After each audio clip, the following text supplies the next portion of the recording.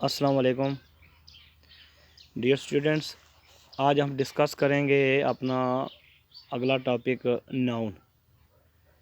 Noun बुनियादी तौर पर पार्ट ऑफ स्पीच का फर्स्ट पार्ट है और इसकी डेफिनेशन इंग्लिश में यूँ है कि noun is the name of person, place और थिंग। 3 चीज़ों के नाम होते हैं, यानी पर्सन जो जानदार चीज़ें हैं, बिलखसूस इंसान। प्लेस जगह होती हैं, जैसे कोटली, नाड़, बराटला, चड़ोई, ये प्लेसेस नेम है।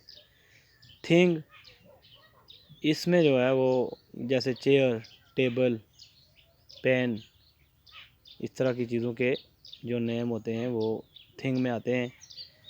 तो जो 9th और 10th लेवल पर चीज़ आती है हमको ऑब्जेक्टिव में, वो इस तरह आती है कि आपको नाउन की टाइप दी जाएगी और आपसे पूछा जाएगा कि ये कौन सा नाउन है। 6ठी या 7वीं या 5th क्लास में तो ये कहा जाता है ना कि डिफाइन नाउन, या 8th क्लास में कहा जाएगा कि there are types of noun 4, 5, 6, 7। आपने अगर आप 8th में थे तो आपने 5 को टिक करना था। इसकी 5 टाइप्स हैं, लेकिन यहाँ उन 5 टाइप्स में से कोई एक टाइप दी जाएगी और आपने उसको जज करना है। तो पार्टिकुलरली जो आता है वो एब्स्ट्रैक्ट नाउन या कलेक्टिव नाउन, लेकिन जनरली कोई भी नाउन आ सकता है। आप ये नहीं है कि आपको जस्ट एब्स्ट्रैक्ट और कलेक्टिव का पता होना चाहिए, आपको कॉमन नाउन का भी पता होना चाहिए, प्रॉपर नाउन का भी पता होना चाहिए, कलेक्टिव का भी पता होना चाहिए, मटेरियल का भी पता होना चाहिए और एब्स्ट्रैक्ट नाउन का भी पता होना चाहिए। ये इसकी 5 अक़साम है। प्रॉपर नाउन, जिसको हम अपनी ज़बान में उर्दू में इस्म मारफा कहते हैं, जैसे कायदे आज़म, मोहम्मद अली जिन्ना, होली कुरान, इस्लाम, ये सब जो नेम होते हैं ये आपके प्रॉपर नाउन होते हैं। इसकी दूसरी किस्म है collective common noun. Table, chair, pen, bucket, tree, ये सारे के सारे आपके जो हैं वो कॉमन नाउन है। और इसकी जो तीसरी किस्म है वो है कलेक्टिव नाउन। ये बड़ी ख़ास किस्म की एक हमारी किस्म है नाउन की, और इसको जज करना पड़ता है। और इसके लिए इसको आसान तरीके से ये सीखें, जैसे आप जिस क्लास में हैं, लफ्ज़ क्लास ही आपका कलेक्टिव नाउन है, क्योंकि क्लास के अंदर आप बहुत सारे स्टूडेंट्स हैं, लेकिन उसको क्लास का नाम दिया जाता है, क्लास 10th, क्लास 9th। और इसी तरह आप आर्मी लफ्ज़ है, जो देखें आर्मी में हज़ारों सोल्जर होते हैं, लेकिन आर्मी सिंगल नाउन के तौर पर यूज़ किया जाता है। आर्मी का जब प्लूरल लिखते हैं तो आर्मीज़ लिखते हैं, क्लास का जब प्लूरल लिखते हैं तो उसका क्लासेस लिखते हैं, लेकिन ये कलेक्टिव नाउन होते हैं। और फ़िक्रा लें, जैसे हम कहते हैं the hard of cattle is grazing, मवेशियों का रेवड़ चर रहा है। अब हर्ड जो है ये रेवड़ को कहते हैं। रेवड़ में एक जानवर नहीं होता, एक बकरी नहीं होती है, बल्कि बहुत सारे जानवर होते हैं, तो उसको हम हर्ड कहते हैं। तो अब अंडरलाइन करेगा the hard of cattle is grazing, इसके अंदर हार्ड को HERD अंडरलाइन करके कहेगा कि underline word is a noun, proper noun, common noun, collective noun, abstract noun.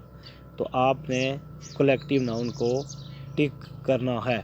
ये बात आपने सही करके याद करनी है इस एग्जांपल के साथ कि आपका ये कलेक्टिव नाउन होगा। और कलेक्टिव नाउन के साथ ज़्यादातर जो हेल्पिंग वर्ब आता है वो सिंगल नाउन जैसा ही होता है। जैसे इज़ जो है वो सिंगल हेल्पिंग वर्ब है, लेकिन जब आप कलेक्टिव नाउन सीख रहे हैं, पढ़ रहे हैं, तो ये आपका सिंगल हेल्पिंग वर्ब जो सिंगल नाउन के साथ आता है वो आपका आता है, लेकिन आपने उसको कलेक्टिव नाउन को टिक करना है। इसके बाद है जी मटेरियल नाउन। ये तो आसान है बहुत, उसकी वजह कि जो जितनी भी हैं जैसे आपका वाटर, मिल्क, सैंड, ये जितने भी मटेरियल्स हैं ये मटेरियल नाउन होते हैं, यानी इसको उर्दू में कहते हैं इसमें मादा।